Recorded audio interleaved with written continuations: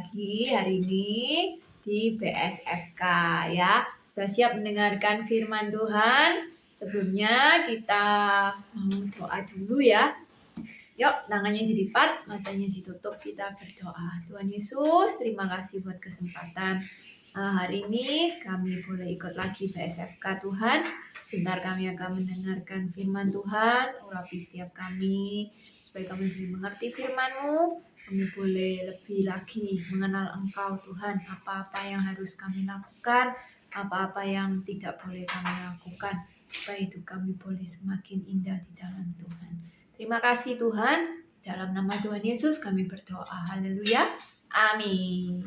Ya, hari ini Miss mau menyampaikan firman Tuhan, temanya tentang merendahkan atau memandang rendah orang lain.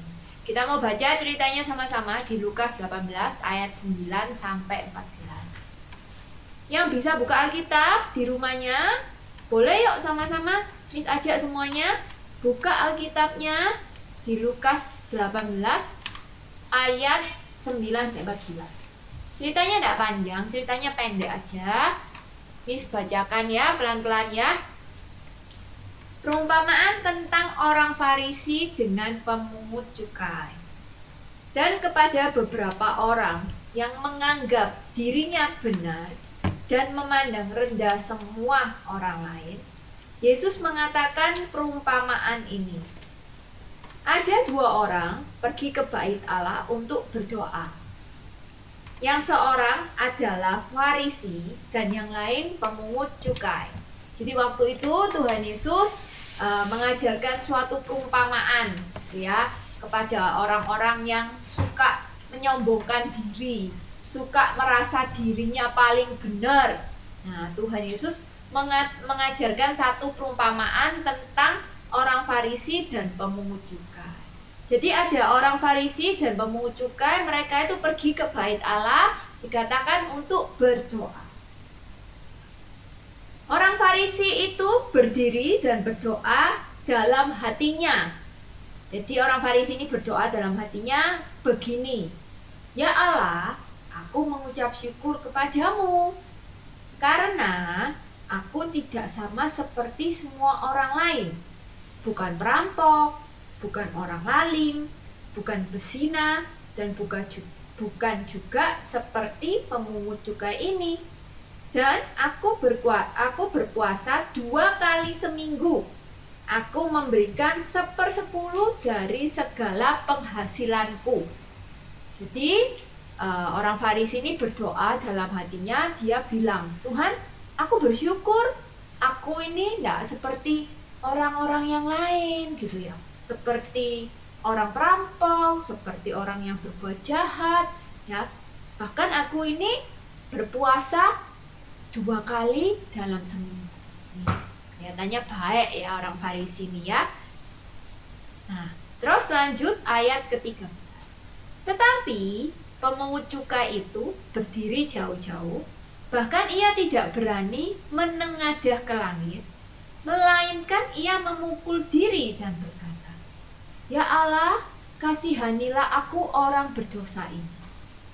Aku berkata kepadamu, orang ini itu orang pemungut cukai, pulang ke rumahnya sebagai orang yang dibenarkan Allah, dan orang lain itu tidak." Orang lain itu berarti si orang Farisi.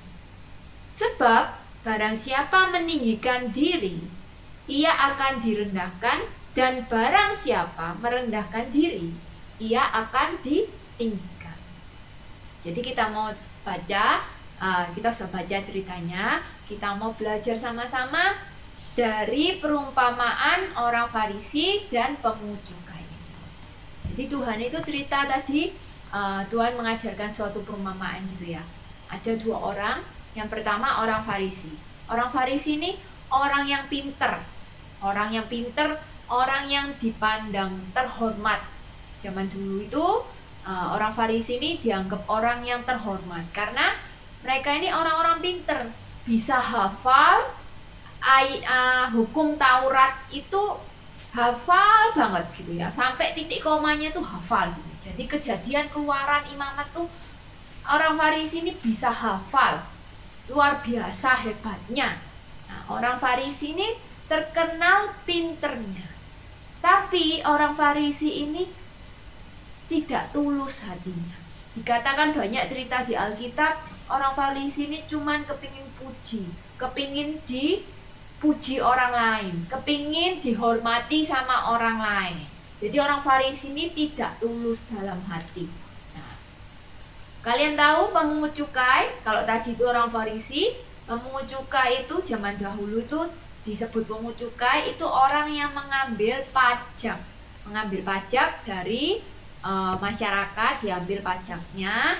Tapi orang pemungut cukai itu banyak dibenci sama penduduk-penduduk karena mereka tuh suka ngambilnya tuh lebih. Kalau harusnya bayarnya 100 gitu ya.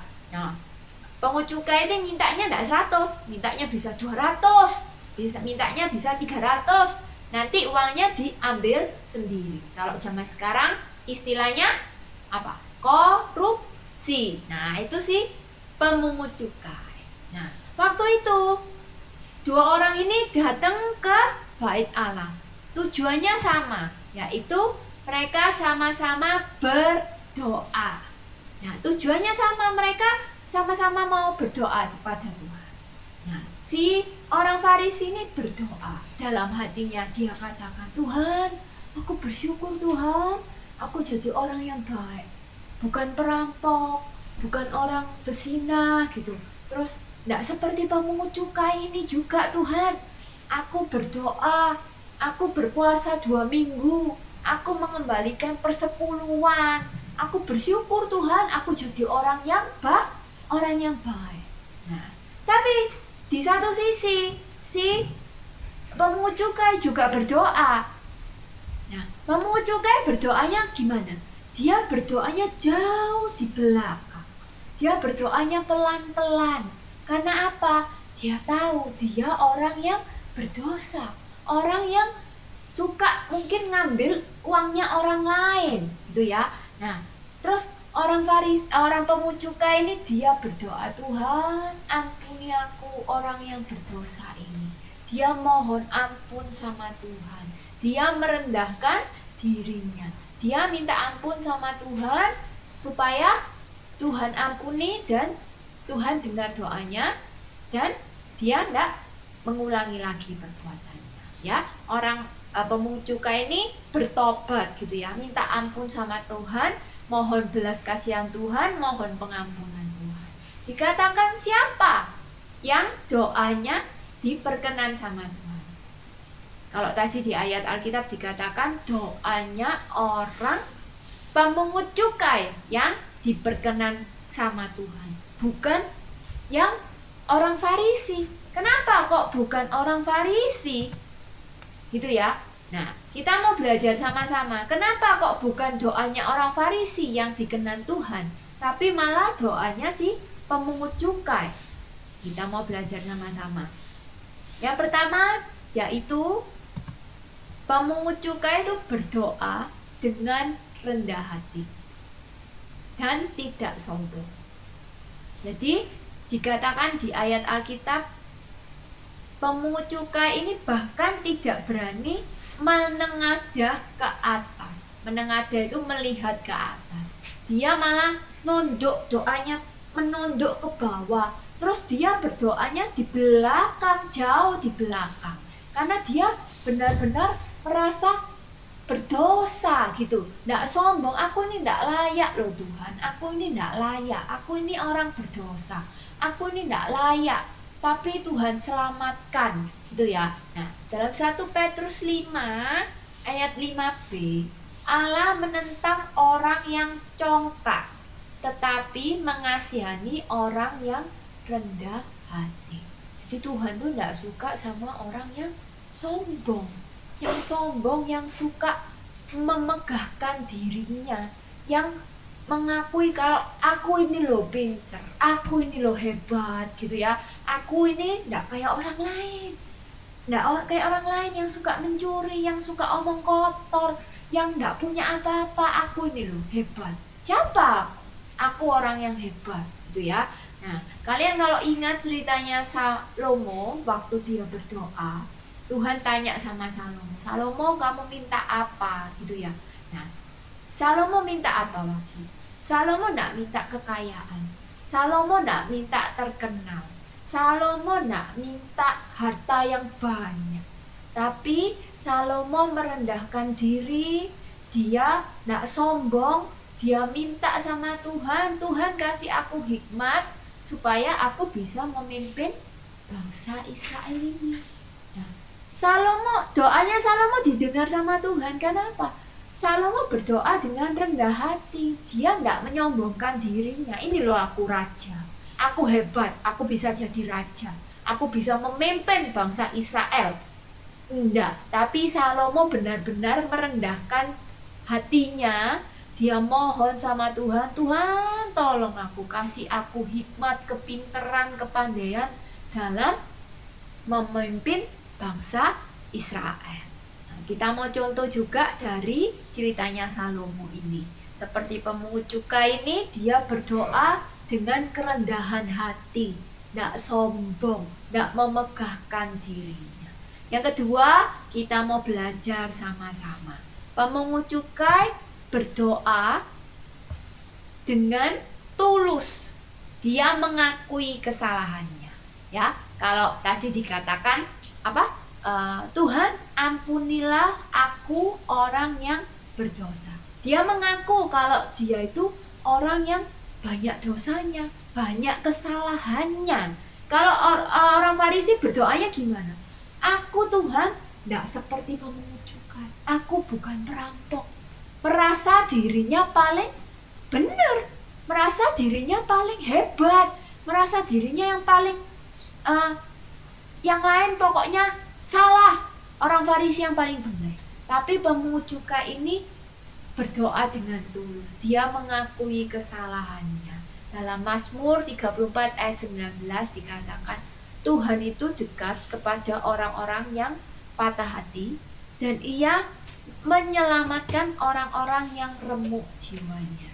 Dikatakan Tuhan dekat kepada orang yang remuk hati. Remuk hati itu apa sih?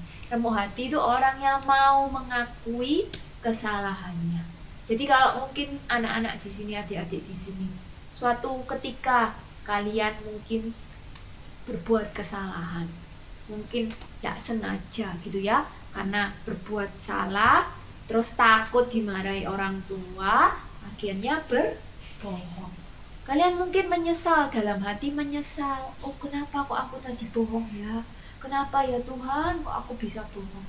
Kalian berdoa sama Tuhan, kalian minta ampun, Tuhan ampuni aku ini orang yang berdosa, aku tadi sudah berbohong, aku minta ampun Tuhan. Tuhan bisa lihat hati kalian. Dan Tuhan kalau melihat orang yang seperti ini, Tuhan itu dekat, Tuhan mengasihi. Karena apa? Karena mereka mau mengakui kesalahannya dan mereka mau berubah.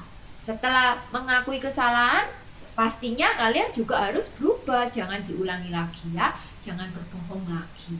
Nah, dikatakan juga di Efesus 2 ayat 8-9. Sebab karena kasih karunia kamu diselamatkan oleh iman. Itu bukan hasil usahamu, tetapi pemberian Allah. Itu bukan hasil pekerjaanmu. Jangan ada orang yang memegahkan diri. Jadi kalau kita sampai hari ini ada, kalian ada sampai hari ini, itu semua karena kasih karunia Tuhan, bukan karena kehebatan kita semua. Ya. Yang ketiga, kita mau belajar sama-sama. Tuhan itu melihat hati kita. Doanya pemungut cukai, Tuhan melihat dari dalam hati. Dikatakan di Alkitab tadi kita baca sama-sama. Orang Farisi itu doanya tidak keras-keras loh. Orang Farisi berdoa di dalam hati. Dia berdoa dalam hati. Tapi doanya dengan kesombongan. Dalam hati, tapi dia bilang apa tadi? Aku tidak seperti pemungut cukai ini loh Tuhan. Aku tidak seperti perampok. Aku ini hidupnya benar. Ya, meskipun doanya tidak pakai suara dalam hati, tapi Tuhan itu bisa lihat hati kita sampai yang terdalam. 1 Samuel 16 ayat 7b. Bukan yang dilihat manusia, yang dilihat Allah. Manusia melihat apa yang di depan mata, tetapi Tuhan melihat hati.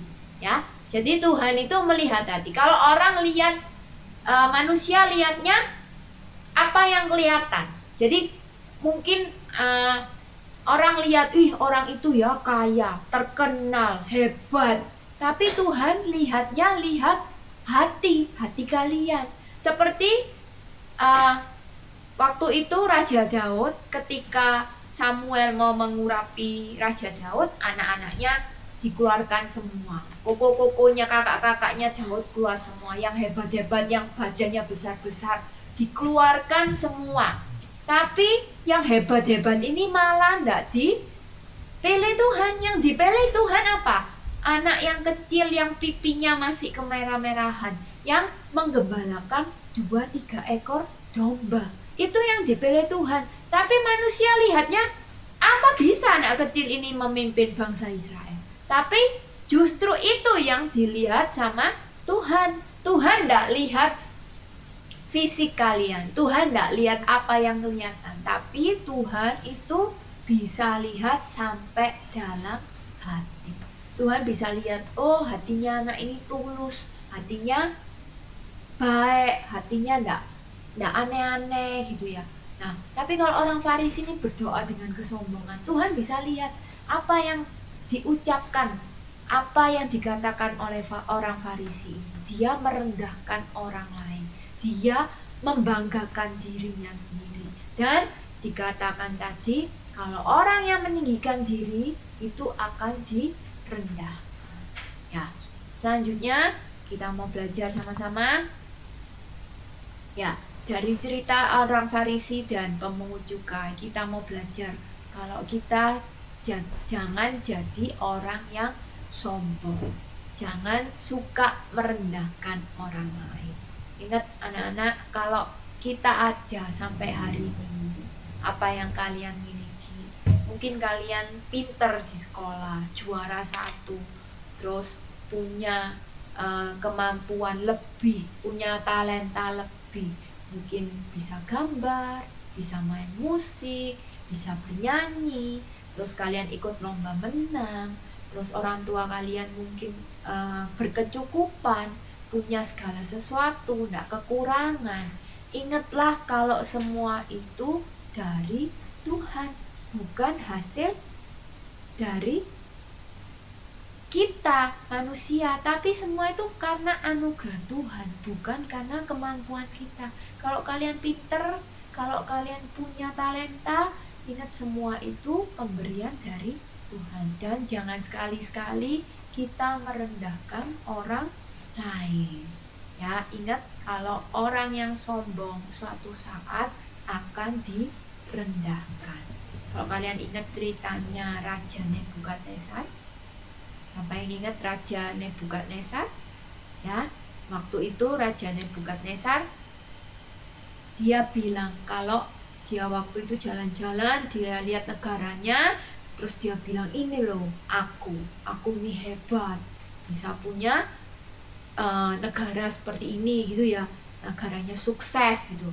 Nah, tapi sama Tuhan seketika itu juga Nebukadnezar dihukum sama Tuhan, dan Nebukadnezar menjadi orang yang gila. Ya, dia makan rumput sampai beberapa tahun, dan akhirnya waktu itu dia mengakui kalau benar semua itu dari Tuhan, dan Tuhan pulihkan raja ini. Ya, jadi jangan sekali-sekali kita menyombongkan diri, karena apa yang kita miliki itu semua dari Tuhan. Ya, kita sudah dengar firman Tuhan hari ini, kita mau sama-sama belajar, kita mau jangan sombong, jangan merendahkan orang lain. Yuk sama-sama kita mau berdoa. Tuhan Yesus, terima kasih buat malam hari ini kami sudah mendengarkan firman Tuhan.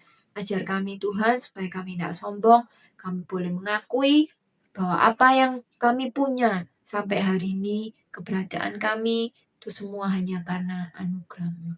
Terima kasih Tuhan, dan kami mau pakai kehidupan kami untuk jadi berkat buat orang lain. Dalam nama Tuhan Yesus kami berdoa. Haleluya. Amin. Oke, sampai jumpa di kesempatan BSFK selanjutnya. God bless you.